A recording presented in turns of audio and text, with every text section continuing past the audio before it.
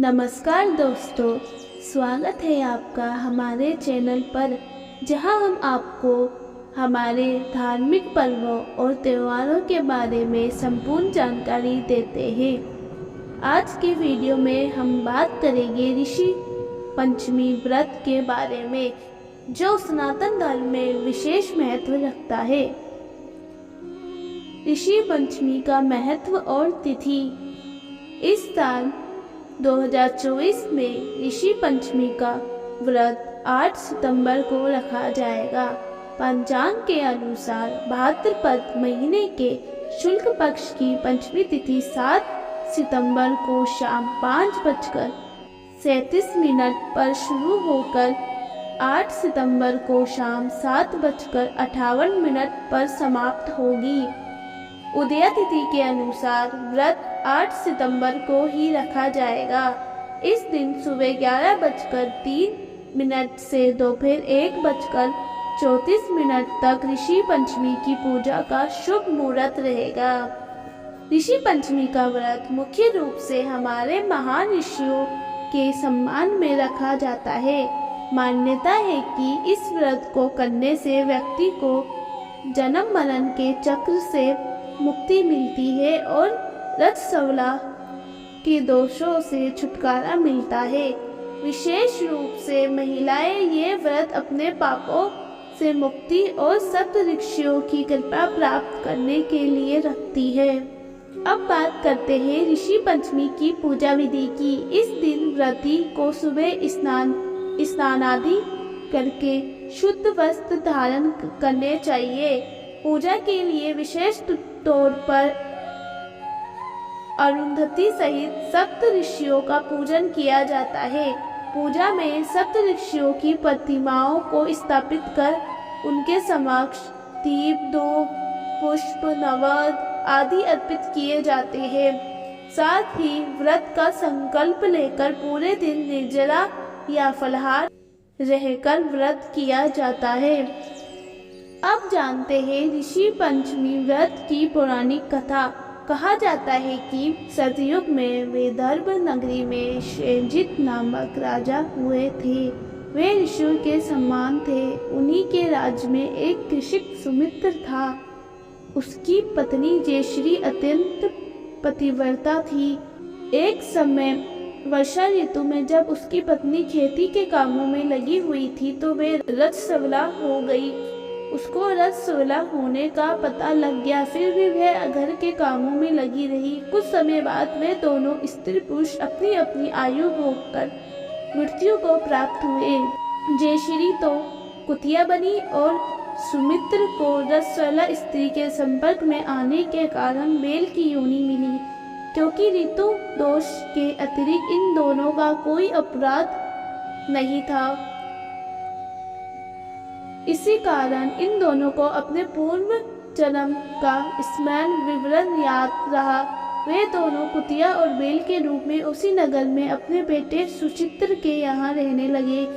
धर्मात्मा सुचित्र अपने अतिथियों का पूर्ण सत्कार करता था। अपने पिता के श्राद्ध के दिन उसने अपने घर ब्राह्मणों को भोजन के लिए नाना प्रकार के भोजन बनवाए। जब उसकी स्त्री किसी काम के लिए रसोई से बाहर गई हुई थी तो एक सर्प ने रसोई की खीर के बर्तन में विष भवन कर दिया। कुतिया के रूप में सुचित्र की माँ सब कुछ दूर से देख रही थी।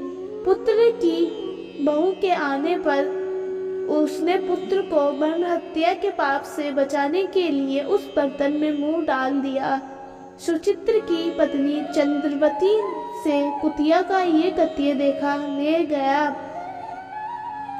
और उसने चूल्हे में से जलती लकड़ी निकालकर कुतिया को मारी। बेचारी कुतिया मार खाकर इधर उधर भागने लगी।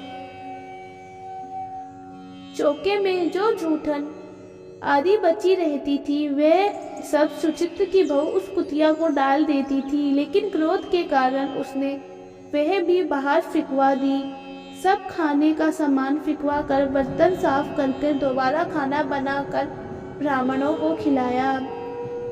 रात्रि के समय भूख से व्याकुल होकर वह कुतिया बैल के रूप में रह रहे अपने पूर्व पति के पास आकर बोली, हे स्वामी, आज तो मैं भूख से मरी जा रही हूँ। वैसे तो मेरा पुत्र मुझे रोज खाने को देता था, लेकिन आज मुझे कुछ नहीं मिला। सांप के विष वाले खीर के बर्तन को अनेक ब्रह्म हत्या के भय से छूकर उनके लिए खाने योग्य कर दिया था। इसी कारण उसकी बहू ने मुझे मारा और खाने को कुछ भी नहीं दिया। तब वह बैल बोला, हे भद्रे, तेरे पापों के कारण तो मैं भी इस योनि में आ पड़ा हूँ और आज भोजा ढोते ढोते मेरी कमर टूट गई है। आज मैं भी खेत में दिन भर हल में जुटा रहा। मेरे पुत्र ने आज मुझे भी भोजन नहीं दिया और मुझे मारा भी बहुत। मुझे इस प्रकार कष्ट देकर उसने इस श्राद्ध को निष्फल कर दिया। अपने माता पिता की इन बातों को सुचित्र सुन रहा था। उसने उसी समय दोनों को भरपेट भोजन कराया और फिर उनके दुख से दुखी होकर वन की ओर चल गया। वन में जाकर ऋषियों से पूछा कि मेरे माता पिता किन कर्मों के कारण इस नीची योनि को प्राप्त हुए हैं और अब किस प्रकार से इनको छुटकारा मिल सकता है। तब सर्वधर्मा ऋषि बोले, तुम इनकी मुक्ति के लिए पत्नी सहित ऋषि पंचमी का व्रत धारण करो तथा उसका फल अपने माता पिता को दो। भाद्रपद महीने की शुक्ल पंचमी को मध्याह्न में नदी में पवित्र जल में स्नान करना, नए रेशमी कपड़े पहनकर अरुंधति सहित सप्त ऋषियों का पूजन करना। इतना सुनकर सुचित्र अपने घर लौट आया और अपनी पत्नी सहित विधि विधान से पूजन व्रत किया। उसके पुण्य से माता पिता दोनों पक्षी योनियों से छूट गए। इसलिए जो महिलाएं श्रद्धा पूर्वक ऋषि पंचमी का व्रत करती है वे समस्त संसारिक सुखों को भोग कर वैकुंठ को जाती है।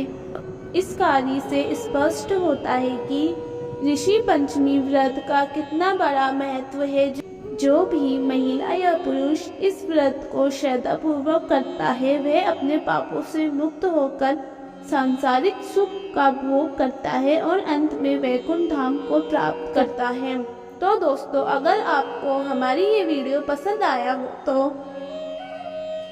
इसे लाइक और शेयर करना न भूलें। साथ ही हमारे चैनल को सब्सक्राइब करें और बेल आइकन दबाएं ताकि आप हमारे आने वाले सभी वीडियो की जानकारी सबसे पहले पा सकें।